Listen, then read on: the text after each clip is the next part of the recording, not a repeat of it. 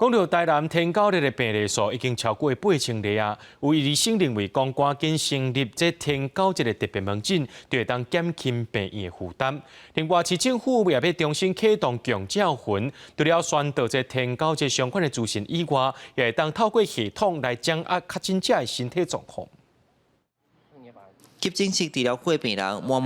要等一个病床，就要等真久。这是安南病院急诊部主任指出，因为天狗日疫情，最近大家拢满床，医疗量能较少较严，急诊量嘛比英国加一成高。致使到天狗日的病患无位通囥，只好伫咧病院大厅。有医生认为，设天狗日特别门诊，会使减轻各大病院负担。我毋过我是3个礼拜了，就后来敢若像身躯你去小可尿尿吼。 我才过来互看的啦。如果是有登革热门诊的话，实际上来讲可以疏解很多的这个检验的压力了。但是登革热门诊也不见得只有设在医院。那据我所知，很多的这个诊所本身的诊所医生他也非常有意愿来协助这个台南市这整个疫情。那条天狗日大部分的发烧、筋肉痛、关节痛等症头，不过卫生讲，这届冇出现非典型的状况，像有走白的情形。新台病院急诊部病房主任提醒，民众若不爽快，咪使做快筛检验。另外，市府按算要甲新冠肺炎期间设立共照魂重新启用，系统会追踪确诊民众的身体状况。